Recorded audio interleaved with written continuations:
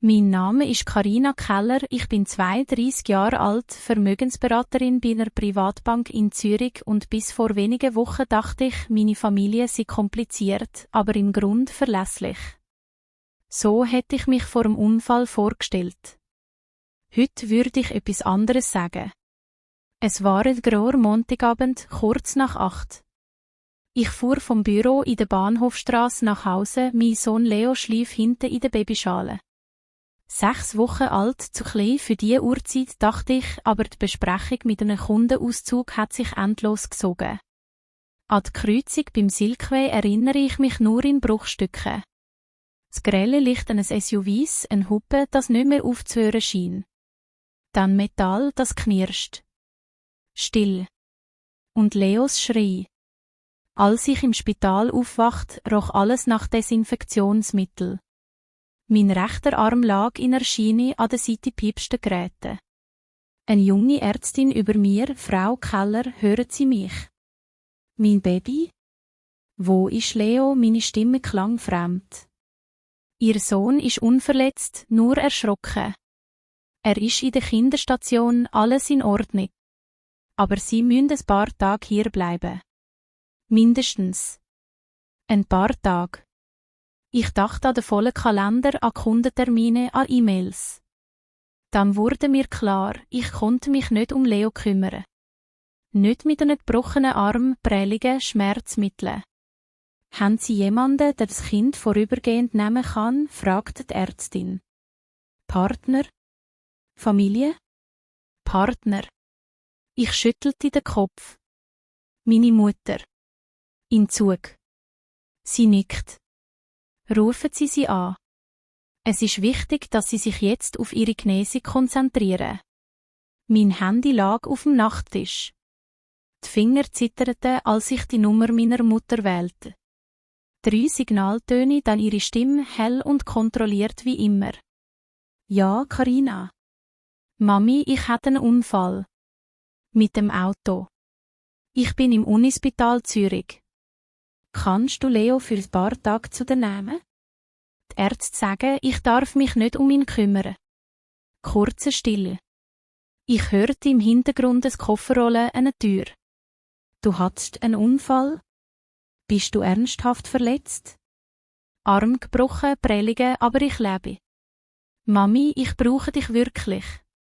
Leo braucht jemanden, der kennt. Ein leises Seufzen. Carina, das ist sehr ungünstig. Wir fahren morgen früh nach Genua, weißt du noch? Die Kreuzfahrt. 10 Tage. Alles ist gebucht. Dann verschieb sie. Bitte. Es geht um deine Enkel. Ihre Stimme wurde härter. Deine Schwester hat nie solche Notfälle. Sie plant, sie organisiert. Du wusstest, dass wir fahren. Außerdem, der Kleine ist doch noch so klein, der merkt's gar nicht. Kann das nicht irgendeine Nachbarin machen? Oder eine Nanny aus Zürich? Du verdienst genug.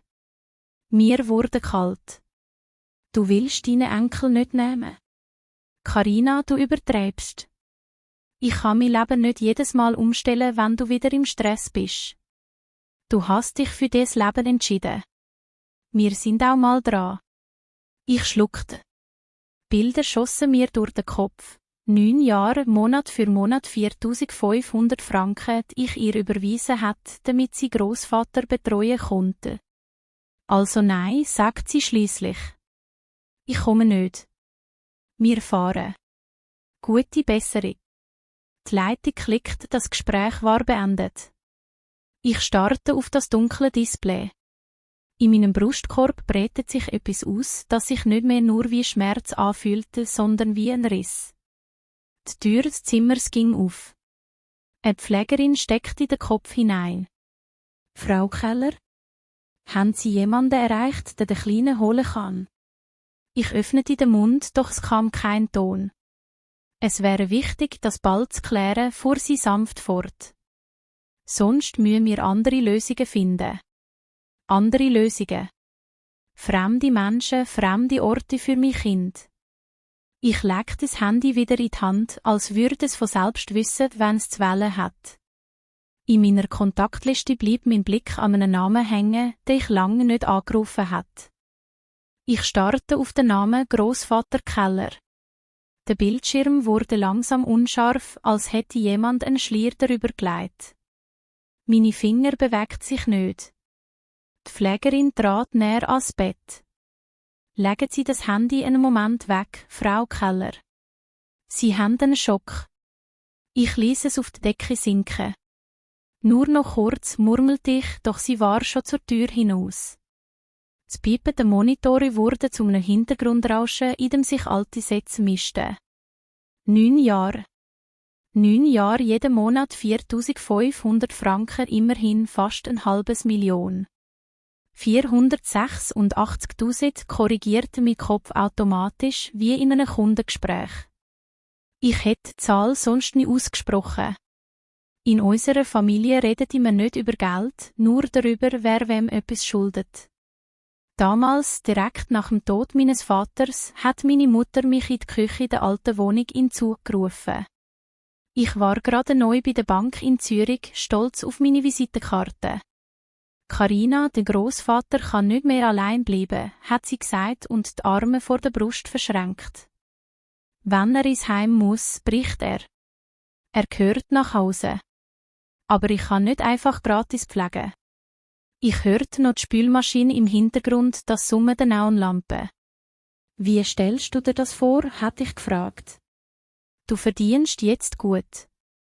Wenn du jeden Monat etwas übernimmst, kann ich meine Stelle kündigen und für ihn da sein. 4.500 würde reichen. Es ist schließlich auch der Erbe, das ich damit schütze. Ich hatte damals kaum nachgerechnet. Ich dachte an Grossvater, wie er früher mit mir am Zugersee entlang spaziert war. Natürlich helfe ich, sagte ich. Solange es nötig ist. Meine Mutter hat gelächelt, ein kurzes, zufriedenes Lächeln. Du machst das Richtige. Deine Schwester ist noch im Studium, sie kann nicht beitragen.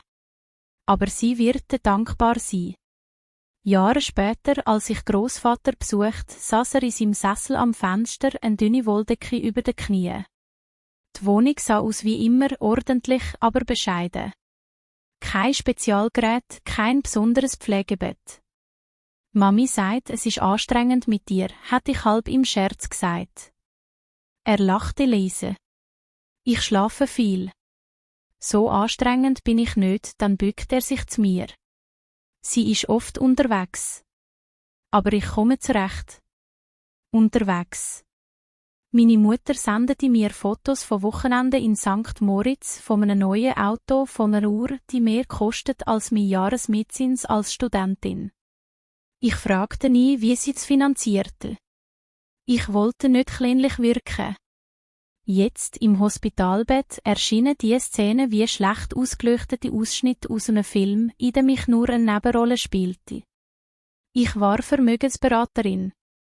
Ich erklärte Kundinnen, wie sie Familienvermögen strukturierten, wie man Abhängigkeiten vermied, wie wichtig Transparenz sei. Zu Hause zahlte ich, ohne zu fragen. Ein leises Klopfen an der Tür. Eine Frau im dunklen Blazer trat eine Aktenmappe unter dem Arm. Frau Keller? Ich bin die Sozialberaterin des Spitals. Die Kollegin hat mir gesagt, ihre familiäre Situation sei unklar. Wir müssen klären, wer für die Betreuung ihres Kindes zuständig ist, sonst müssten wir die KESB informieren. Das Wort traf mich wie ein Schlag. Jugend- und Erwachsenenschutzbehörde. Es klang nach Akten, Sitzungen, fremden Blicken auf mein Leben. Das ist nicht nötig, hörte ich mich sagen. Ich kümmere mich darum. Meine Familie, ich stockte. Das Bild meiner Mutter mit Sonnenbrille auf einem Kreuzfahrtschiff drängt sich zwischen uns. Meine Familie ist kompliziert. Aber ich finde eine Lösung. Die Beraterin nickt höflich, notierte etwas. Gut. Ich komme morgen wieder. Bis dahin wäre es hilfreich, wenn Sie eine Person benennen könnten. Als sie gegangen war, nahm ich das Handy erneut in die Hand. Die Liste der Kontakte flimmerte vor meinen Augen. Mutter. Schwester Nina. Kolleginnen. Dann wieder Grossvater Keller. Er hat mir einmal gesagt, wenn du wirklich Hilfe brauchst, ruf mich an. Nicht deine Mutter, nicht deine Chefs. Mich. Damals hätte ich gelacht. Heute klang es wie eine Anweisung. Ich atmete tief ein, drückte auf seinen Namen und legte das Handy ans Ohr. Einmal klingeln. Zweimal. Dreimal. Dann hörte ich ein leises, vertrautes Räuspern. Ja? Keller. Ja? Keller. Seine Stimme klang dünner als in meiner Erinnerung, aber eindeutig. Ich schluckte. Grosspapi, hier ist Carina. Eine kurze Pause, dann ein leises Aufatmen. Carineli. Ich habe schon lange nichts mehr von dir gehört. Geht's dir gut? Ich schloss die Augen. Nicht wirklich. Ich bin im Unispital Zürich. Autounfall. Es geht, aber ich muss ein paar Tage bleiben. Ich hörte Stoff rascheln, als würde er sich im Sessel aufrichten. Und deine Mutter? Sie ist doch bei dir? Ich zögerte. Zum ersten Mal in meinem Leben hatte ich das Bedürfnis, ihm nicht die Version meiner Mutter zu erzählen, sondern meine eigene. Sie fährt morgen in die Ferien. Sie kann Leo nicht nehmen. Still. Da das kleine, ungläubige Lachen, das ich kannte, wenn er etwas nicht einordnen konnte. In die Ferien. Mit dem Kleinen allein im Spital. Das klingt nicht nach Familie. Die Worte trafen einen wunden Punkt. Grosspapi, darf ich dich etwas fragen? Ehrlich. Versprich, dass du nicht böse wirst, füg dich hinzu und hasst mich im selben Moment für den kindlichen Satz. Ich bin 90, Carina, entgegnete er ruhig. Ich war schon auf fast alles böse. Frag nur. Ich atmete tief ein. Wie geht's dir wirklich? Brauchst du viel Hilfe? Du weisst, dass ich seit Jahren jeden Monat Geld an Mami überweise, damit sie dich betreut. Wieder eine Pause. Dann hörte ich ein leises Kratzen, als würde er mit dem Finger über die Tischkante fahren. Sie sagt, das sei für die Putzfrau und das Essen. Ich bekomme ab und zu eine Dame, die einmal in der Woche kommt. Den Rest mache ich selber. Warum fragst du? Mein Magen zog sich zusammen. Nur einmal pro Woche fragte ich langsam. Keine Physiotherapie zu Hause? Keine Nachtwache? Nein. Wozu? Ich stehe halt langsamer auf, er lachte kurz, doch der Husten, der folgt, klang schwer. Deine Mutter sagt, die Kasse zahlen's nicht. Und ich will kein Theater. Ich biss mir auf die Lippe. 4.500 Franken im Monat. Einmal wöchentliche Hilfe. Meine professionelle Stimme meldet sich innerlich, das rechnet sich nicht. Grosspapi, hast du in letzter Zeit gestürzt? Er brauchte zu lange für eine Antwort. Zweimal. Nichts Schlimmes. Deine Mutter wollte dir nichts sagen, damit du dich nicht aufregst. Du arbeitest genug. Die Decke über mir scheint plötzlich näher zu kommen. Ich sah das Gesicht der Sozialberaterin wieder vor mir, hörte das Wort Kesp. Ich sah Leo allein in einem Kinderbettchen, während ich Verträge für fremde Familien prüfte. Carina fragte Grossvater leise. Bist du noch dran? Ja, meine Stimme klang jetzt fester, als hätte ich irgendwo im Bau einen Schalter umgelegt. Hör zu. Ich werde etwas ändern. Du bekommst ab sofort ein richtig Spitex, nicht nur einmal pro Woche. Professionelle Pflege. Und du wirst genau wissen, was bezahlt wird von wem. Er räuspert sich. Wenn das wieder so viel Aufwand für dich ist. Der Aufwand ist, nichts zu tun, unterbrach ich ihn. Den Rest kann ich von hier aus regeln. Nachdem mich aufgelegt hat, drückte ich die Klingel. Die Pflegerin kam herein und ich bat sie, mir eine Liste der Spitex-Organisationen hinzuzubringen. Sie sah mich skeptisch an, aber nach einer halben Stunde lag eine Broschüre neben meinen Kissen. Ich wählte die Nummer einer privaten Organisation. Eine freundliche Frau meldet sich. Spitex zugesehen, grüezi. Guten Abend, hier spricht Carina Keller aus Zürich. Es geht um meinen Grossvater in Zug. Er ist 90, lebt allein und ich brauche ab morgen eine umfassende Betreuung bei ihm zu Hause. Mir gingen Details durch Medikamentengabe, Sturzprophylaxe, tägliche Besuche, Notrufsystem. Als sie die Kosten nannte, zuckte ich kaum. Es war viel, aber es war real. Keine blinde Überweisung mehr, sondern eine Dienstleistung mit Vertrag. Die Rechnungen bitte direkt an mich, sagte ich. Und ich möchte eine Kopie aller Einsatzprotokolle per E-Mail. Als ich auflegte, spürte ich, wie die Schmerzmittel meinen Körper schwer machten, aber mein Kopf war klar. Ein Schritt war getan. Der nächste war härter. Ich öffnete die Banking-App. Die vertraute Oberfläche meines Arbeitgebers leuchtet auf, Privatbank Heller und Partner.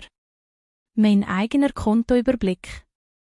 Ich scrollte zu den Daueraufträgen, suchte nach den Zählen, die seit 9 Jahren automatisch am 1. ausgeführt wurden. Dauerauftrag 4.500 Schweizer Franken Empfänger, Monika Keller. Mein Finger schwebte über dem Button löschen. Ich hörte meine Mutter, du machst das Richtige. Es ist schließlich auch der Erbe, das ich damit schütze. Vielleicht war es genau das Problem, dachte ich. Dass wir alles als Erbe betrachteten und nichts als Gegenwart. Ich drückte auf Löschen. Eine Sicherheitsabfrage erschien. Ich bestätigte mit zitternden Händen. Der Auftrag verschwand. Keine 5 Minuten später klingelte das Handy. Mutter stand auf dem Display. Es überraschte mich nicht. Sie musste die Benachrichtigung schon erhalten haben. Ich nahm ab. Ja? Ihre Stimme war schrill vor empörter Ruhe. Carina, was soll das? Die Bank hat mir eben gemeldet, dass der Dauerauftrag gestoppt wurde. Das kannst du nicht machen, einfach so. Ich kann, erwiderte ich leise. Und ich habe es getan. Das Geld war für Grossvater. Er bekommt ab sofort professionelle Pflege. Von dir habe ich nur Ferienfotos gesehen. Du hast keine Ahnung, was ich alles für ihn tue, faucht sie. Ohne mich wäre er längst im Heim. Und du wagst es, mir im Spital Vorwürfe zu machen, während du selbst nicht mal dein eigenes Kind organisieren kannst. Ich liess die Worte an mir vorbeiziehen. Mami, ich habe jahrelang gezahlt, ohne Fragen zu stellen. Das ist vorbei. Ich übernehme die Verantwortung direkt. Für Grossvater. Und für Leo. Es entstand eine Stille, die länger dauert als alle unsere früheren Pausen. Dann hörte ich ihre veränderte Stimme tiefer, härter. Wenn du mir's antust, brauchst du nicht mehr bei uns aufzutauchen. Und deinen Grossvater werde ich dir auch nicht lassen. Du bringst ihn noch ganz durcheinander. Vielleicht ist er längst durcheinander, antwortete ich. Weil wir alle immer so tun, als sei alles in Ordnung. Sie schnaubt. Du bist undankbar. Ich fliege morgen. Denk darüber nach. Die Leitung brach ab. Keine gute Besserung, kein Wie geht's Leo. Nur ein leeres Tuten. Ich legte das Handy neben mich und merkte, dass ich nicht weinte. Stattdessen fühlte ich eine merkwürdige Ruhe, als hätte ich nach Jahren das erste Mal einen klaren Kontoauszug vor mir. Draussen vor dem Fenster dämmerte es. Über dem Uetliberg lag ein blasser Streifen Morgenlicht. Ich dachte an Grossvater in seinem Sessel im Zug, an Leo in der Kinderstation, an meine Mutter auf einem Schiff irgendwo zwischen Genua und der nächsten luxuriösen Destination. Ich hatte 2 Anrufe gemacht, 2 Entscheidungen getroffen. Die eine hat mich Geld gekostet, die andere Beziehungen. Was ich in dem Moment nicht ahnte, die grösste Veränderung hätte ich damit erst in Gang gesetzt. Im Zug begann ein alter Mann, Fragen zu stellen, Fragen, die unsere ganze Familie nicht mehr würde ignorieren können. Am nächsten Morgen weckte mich nicht das Pflegepersonal, sondern das Vibrieren meines Handys. Unbekannte Nummer. Frau Keller? Hier ist Schwester Jana von der Spitex zugesehen. Ich bin gerade bei ihrem Grossvater eingetroffen. Ihre Stimme klang professionell, aber im Hintergrund hörte ich ein leises Murmeln, das ich sofort erkannte. Grossvater? Wie wirkt er, fragte ich. Wacher als erwartet, antwortet sie. Und sehr neugierig. Er möchte genau wissen, wer uns beauftragt hat und was das kostet. Ich musste unwillkürlich lächeln. Das klingt nach ihm. Er hat außerdem verlangt, dass wir ihm alle Unterlagen schriftlich hier lassen, fuhr sie fort. Und er hat um die Telefonnummer der administrativen Leitung gebeten. Ich glaube, er will etwas prüfen. Als ich aufgelegt hat, blieb ich einen Moment mit dem Handy in der Hand liegen. Das Bild meines Großvaters ändert sich vor meinem inneren Auge. Nicht mehr nur der müde Altmer im Sessel, sondern jemand, der plötzlich Fäden in der Hand haben wollte. Gegen Mitte griff er selbst an. Diesmal war seine Stimme klarer. Carina, ich hatte eben Besuch, begann er ohne Begrüßung. Die Frau mit der blauen Weste. Sehr gründlich, sehr direkt. Sie hat mir gesagt, was ihre Einsätze kosten. Und dass du das bezahlst. Ja, sagte ich.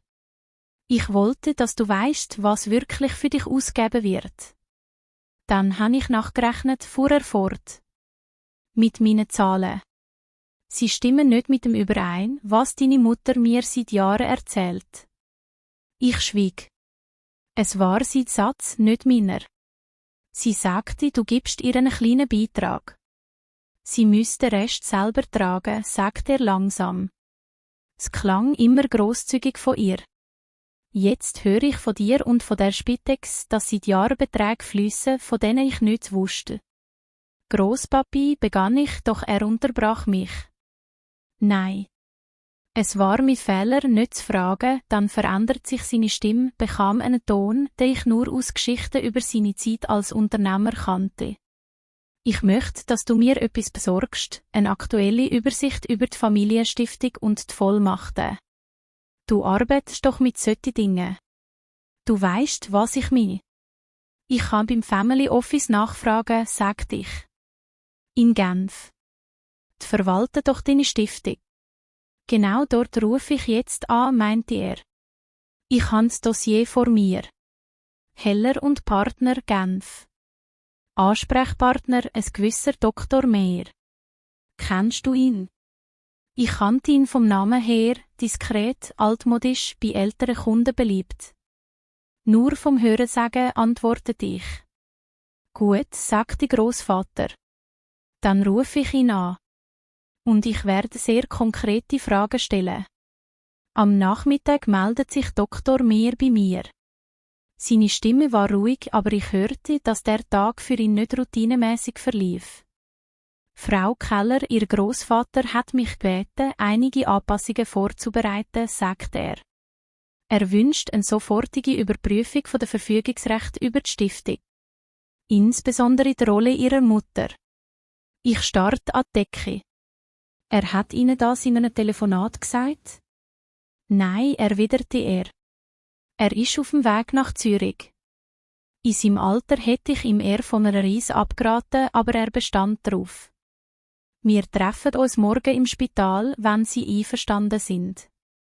Er möchte, dass Sie dabei sind. Und er wünscht, dass Sie künftig als hauptsächliche Ansprechpartnerin fungieren. Hauptsächliche Ansprechpartnerin. Ein nüchterner Ausdruck für eine gewaltige Verschiebung. Meine Mutter weiss das noch nicht, oder? Fragte ich. Er hat sie informiert, dass eine Besprechung stattfinden wird, sagt Dr. Mir diplomatisch. Über den Inhalt hat er keine Details mitgeteilt. Er meinte, er wolle zuerst mit ihnen sprechen. Als ich auflegte, fühlte ich zum ersten Mal so etwas wie Angst. Nicht vor einem Meeting mit einem Anwalt, nicht vor Stiftungsdokumenten, das war mein Alltag. Ich fürchtete das, was zwischen den Zeilen stehen würde, ein offizielles Protokoll darüber, dass meine Mutter über Jahre mehr genommen hat, als ihr zustand. Am Abend, als das Licht auf dem Gang gedimmt wurde und das Pipen der Geräte leiser schien, schloss ich kurz die Augen. Ich stellte mir vor, wie Großvater mit seinem Stock langsam durch die Eingangshalle des Spitals ging, begleitet vielleicht von einer Pflegeperson, dokumentenfest und entschlossen. Ich wusste nicht, wie viel Zeit ihm blieb. Aber ich wusste, dass er einen Teil davon einsetzen würde, um Ordnung zu schaffen, nicht nur auf dem Papier, sondern in einer Familie, die sich zu lange hinter unausgesprochenen Abmachungen versteckt hat. Am nächsten Vormittag rückte das Pflegepersonal mein Bett näher zum Fenster. Die Sonne stand über der Stadt und ich sah einen Streifen der Limmat glitzern. Als ich gerade glaubte, für einen Moment zur Ruhe zu kommen, klopfte es an der Tür. Frau Keller fragt eine Stimme, die ich auch ohne den Namen erkannt hätte. Darf ich eintreten? Die Tür öffnet sich langsam und ein vertrauter Geruch nach alter Wolle und Pfefferminz zog ins Zimmer. Mein Großvater stand im Rahmen, etwas kleiner als in meiner Erinnerung, der Stock fester als früher in der Hand. Neben ihm im grauen Anzug Dr. Meyer. Carina, sagte Großvater, und in dem ein Wort lag eine ganze Kindheit. Ich versuchte, mich aufzurichten. Großpapi, du hättest nicht kommen müssen. Doch, antwortete er und trat näher ans Bett. Wenn meine Enkelin mit gebrochenem Arm im Spital liegt und mein Geld merkwürdige Wege nimmt, muss ich kommen. Dr. Meyer stellte seine Mappe auf den Stuhl.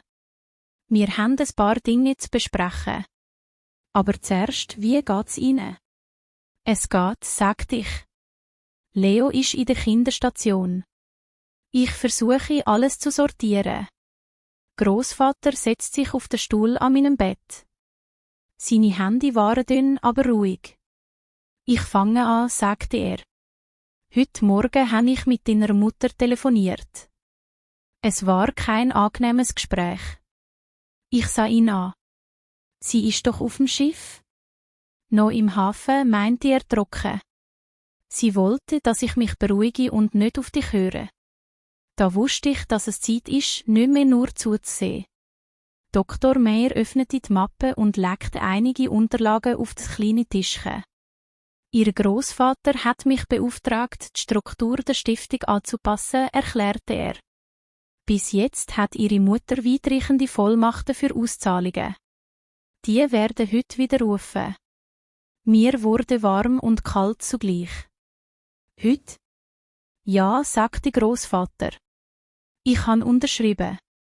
Dr. Meyer hat alles vorbereitet. Künftig braucht jede grössere Auszahlung 2 Unterschriften. Meine solange ich kann und die. Deine Mutter hat keinen Zugriff mehr. Ich suchte nach Worten. Warum ich? Er sah mich lange an. Weil du gezahlt hast, ohne zu profitieren. Weil du gefragt hast, als es unbequem wurde. Und weil du mit gebrochenem Arm zuerst an dein Kind und an mich gedacht hast, nicht an deine Ferien. Mir stiegen Tränen in die Augen, doch sie fühlt sich anders an als früher, nicht wie Resignation, sondern wie eine Öffnung. Das Testament habe ich ebenfalls angepasst, fuhr er fort. Nicht um jemanden zu bestrafen, sondern um zu verhindern, dass Geld weiterhin als Druckmittel benutzt wird. Deine Mutter bekommt einen klar begrenzten Anteil. Du bekommst Verantwortung. Das ist mehr wert als jede Zahl. Ich nickte langsam. Sie wird's hassen. Dr. Meyer räuspert sich.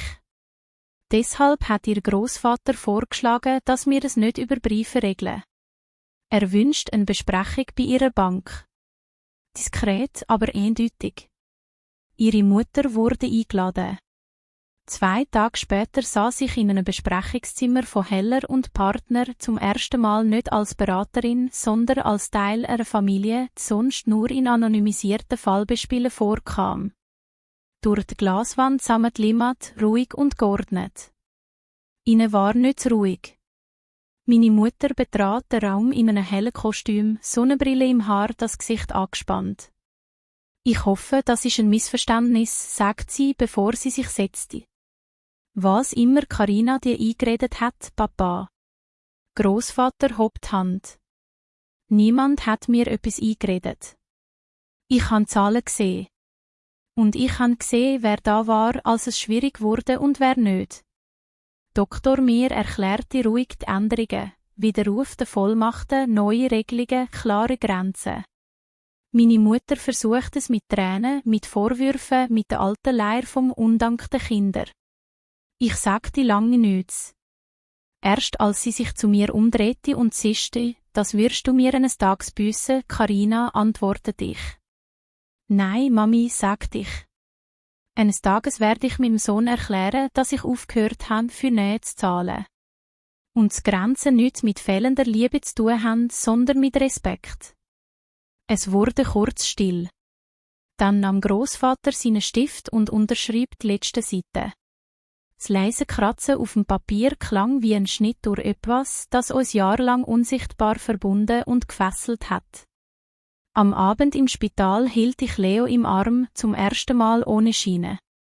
Er schlief, sein Atem warm an meinem Hals.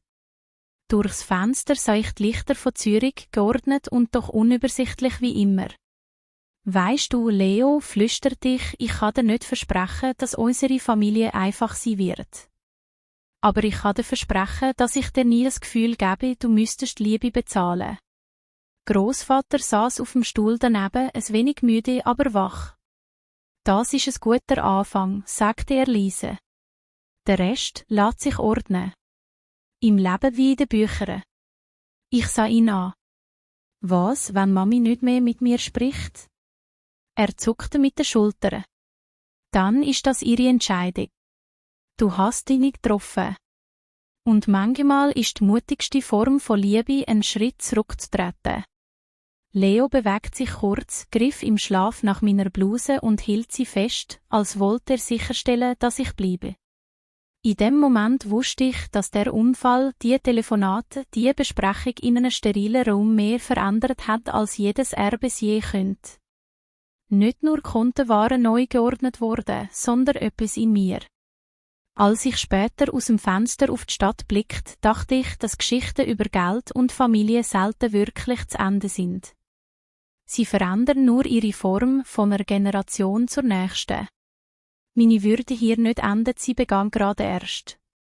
Und wenn du diese Geschichte hörst und vielleicht eigene Erfahrungen mit Familie, Geld und Grenzen hast, teile deine Gedanken in den Kommentaren, abonniere den Kanal und erzähle mir, welche Geschichten du als nächstes hören möchtest.